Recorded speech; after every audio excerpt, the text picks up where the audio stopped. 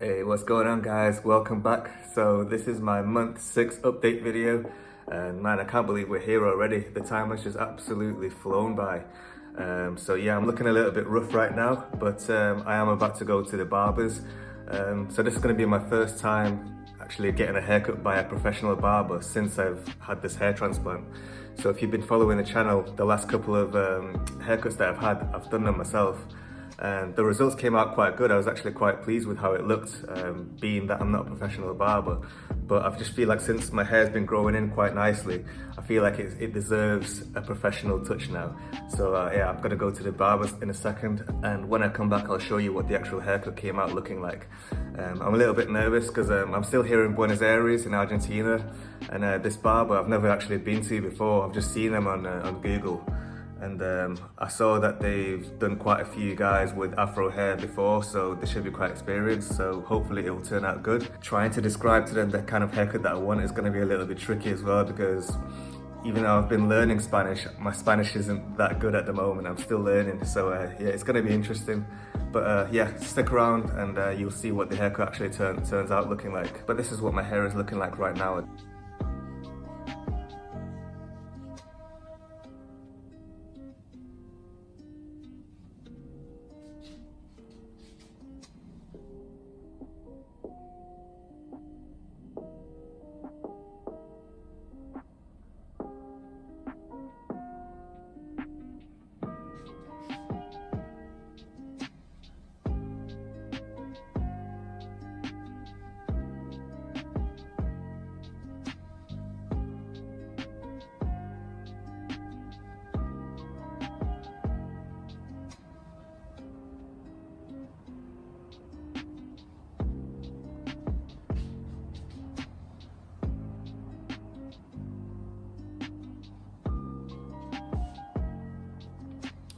So yeah, we're at month 6, so I've still got a couple of light spots here and there, but overall, like, I'm just really happy with how it looks. I don't think I really expected it to look this good at month 6, to be honest. So yeah, like, I mean, my donor area looks perfect. There isn't any signs of any over harvesting or anything. There isn't any signs of a hair transplant, to be honest. It just looks normal. So that was a big win in itself. And the front, you can see like the density has improved quite a lot. So even the front is really good. So overall, it's already a big win for me. I feel like any extra growth that I get over the next few months is just gonna be like a bonus for me, because like I said, I'm already happy with where it's at right now. But anyway guys, I'll catch you in a second after I've had my haircut. A few moments later. So yeah guys, I just got back from the barbers and I just got a fresh cut. So yeah, basically I asked for a low fade, and that's exactly what I got. I asked them not to touch the top because I'm still growing it. I want to grow the top out more because that's kind of like how I'm used to getting my haircut. Like, I like it a little bit more on top. So I'll probably grow that out for another month or so and just keep getting the sides cut. But yeah, like the barber, it only costs like 900 Argentinian pesos, which is like £6 or $9 US. So it's like under £10 for this haircut, and they did the beard as well. Yeah, just lined up the beard, all for like less than $10. So yeah, it's like an amazing value. But yeah, I wasn't sure if he was gonna notice or not, or if he was gonna mention if I had a hair transplant or not. But yeah, everything went as normal. Like, he didn't mention anything. I'm not sure if he noticed anything, but yeah, like when you look at the actual back and the sides up close, you actually can still see the little light colored dots. There's lots of them, but they don't really take much away from the actual haircut. Like, it still looks pretty much normal. I would say that's the only thing that really gives it away that I had a hair transplant, is like lots of little dots in the back of my head. But I can live with that. That's pretty much to be expected. You can't really expect a hair transplant of any kind to be completely scar-free. Even an FUE hair transplant like the one that I got, you're always going to be left with some sort of scars, and that's just the way it is, really. But overall, I'm really pleased with how it's looking. So basically, later tonight I'm going to wash my hair, and then tomorrow morning I'm going to style it, and then I'll show you guys what it looks like after I've actually styled it and I've put some gel into it and everything, and you'll see hopefully it will look even better. So this is a clip of what it looks like in the sunlight, in direct sun. So this is basically the real test, because when you're in direct sun, that's when you really see like the most like imperfections. And as you can see, it's still looking really good.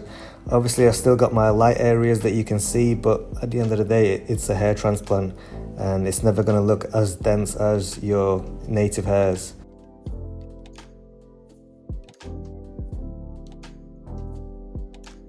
And now let's have a look at the journey so far. So in this grid you can see what my hair looks like from month 1 all the way down to month 6, and this is just the back of my head. So at month 1 you can already see like it's already starting to grow in, like all of those hairs that fell out due to shock loss after the transplant, they're just starting to grow in. Then by month 2 most of them are already grown in, and then by month 3 it looks pretty much normal. So basically the only way that you can tell that I've had a hair transplant now is when I get a bold fade, and you can look really close and you can see like lots of little light dots. That's the only way that you can tell that I've had a hair transplant. Other than that, it looks completely normal.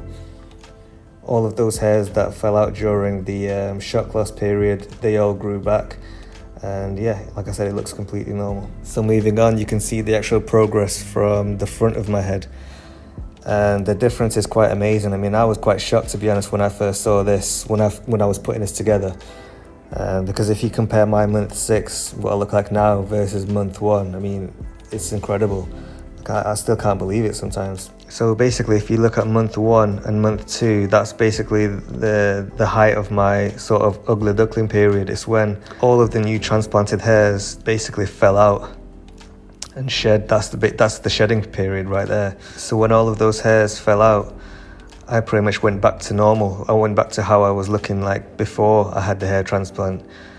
And like looking at what I was looking like before versus now, it's like I didn't think it was too bad before. Like my receded hairline looked a lot worse than I remembered. Like it looks worse than I thought it did at the time. But obviously comparing it to what it looks like now, it's just so much better now. And the period that I had the most growth in, I would say, was from month 2.5 to month 5. That's where I saw the most amount of growth. You can see in month 3 that it was already starting to fill in little by little. And then at month 4, you can see a big difference between month 3 and 4. And then at month 5, you can see a little bit more density. And at month 6, I feel like it's just my hair just growing in longer. So moving on to the side of my head now.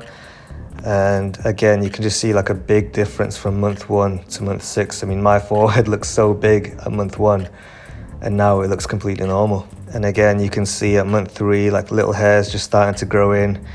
And then by month 4, a little bit more, and then by month 5, even more. And it just shows what a difference a good hairline can make. It just really frames the face and just makes you look better, makes you look younger. And I really didn't expect to see this sort of result this quickly, to be honest. I thought I would see this, maybe at like month 8, month 9 or something like that, but not at month 6. And if you look at the month 1, there was a little bit of shock loss around the actual hairline, so it probably made my hairline look a little bit worse.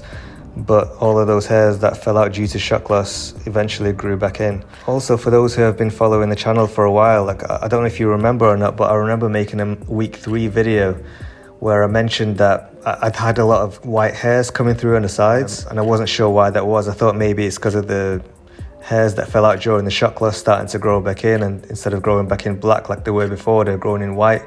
Or I thought maybe it's the new hairs that have been transplanted growing in white instead of growing in black. I wasn't sure what it was, but either way, those hairs pretty much turned back to black as time went on, and I didn't think that would happen, to be honest. But yeah, I'm definitely glad I did. So yeah, I haven't been dyeing my hair or anything like that. They just turned back to being black. Like if you look close at month 2, you can sort of see the little white hairs if you look really close. And these are just some side-by-side comparisons. So if you look at this photo, for example, it's month 1 versus month 6. And you can see like just a big difference. This photo on the right, I actually took it like a couple of weeks ago, so it's actually month 5.5. But still, like you can see, like it's just such a big difference. And this is like even before I had the hair transplant versus what it looks like now at month 6. And you can see like I had a proper McDonald's hairline going on. So yeah, like it's just made such a big difference getting this hair transplant. And again, this is just another comparison of what I looked like before the hair transplant. This is one of the photos that I sent off to the various clinics that I had online consultations with. And again, you can just see what a big improvement it's made having this hair transplant. So guys, this is the next day.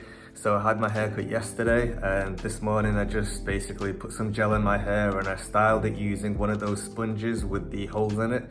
And yeah, so this is what my hair looks like today.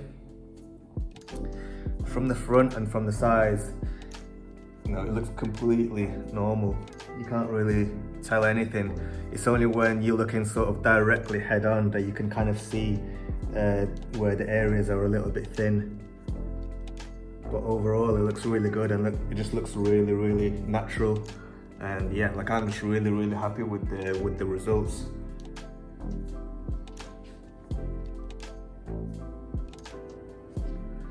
And we're still only at month 6 at the end of the day, so over the next few months I might see some more new growth, so my density in these corners might increase. So we'll see what happens anyway. But if this is the final result, for example, if I see no more growth from today, I'd still be really, really happy with this result. I mean, it looks incredible to me. I mean, I'm just really, really happy with it. Like, you just saw the photos of me from like month 1, month 2, month 3 and everything, like, and even before the hair transplant. Like, you saw where my hairline was, and if you compare that to what it looks like now, like, it just looks so much better. And I'll just put a video clip of me at month 2 when I was deep into my ugly duckling phase, where basically more than 90% of my transplanted hairs fell out. Like, if you just compare that to what it's looking like now, I mean, yeah, it's just so much better. And yeah, I couldn't be more happier with it. I'll just show you another quick closer look.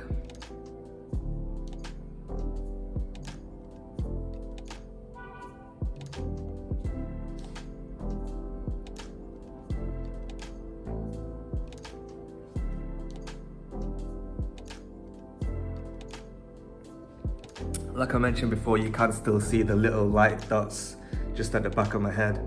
And I think they would have been more visible had I had like a higher fade, but because I got a low fade, they're hardly visible. So overall, it's not a big deal. So would I recommend getting a hair transplant? Yeah, I would say absolutely. Look, this has been like one of the best decisions I've ever made, for sure. I would definitely recommend it, especially to people who are, I would say, Norwood 2, Norwood 3 or Norwood 4. I would say it's a no-brainer.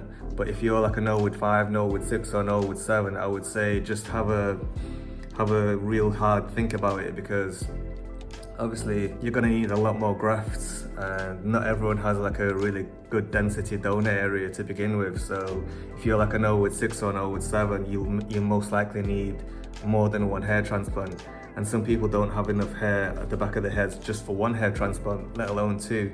So you're gonna have to really think about it through and just really plan it carefully. And you have to have like realistic expectations of what your outcome may be like. Like, I've seen guys who are like Norwood 5, 6 and 7 have like 2 to 3 procedures, and then after that have SMP just to get the result that they need. So yeah, like I said, if you're like a Norwood 5, 6 or 7, I think you need to really think it through properly and just have some like realistic expectations. But if you're like you're like me, like Norwood 2 or Norwood 3 or Norwood 4, yeah, I would highly, highly recommend getting it done. Just make sure that you go to a good clinic, and just make sure that you have a good density in your donor area to begin with. And what I would do is I would book a consultation, like an in-person consultation in the city that you're from. So for example, if you're somewhere in America, go to a local hair transplant clinic and just go for a consultation with them. It should be free. Like, I went to one in England. I went to 2 in-person consultations in England before I had my hair transplant, just to see like what they would say. I just wanted them to examine my hair and just to let me know if I'm a good candidate for a procedure or not. And that was like a really good decision on my part, because I went to one of these clinics. They told me like, yeah, like, you've got a good density in your donor area and you'll be a good candidate for a procedure.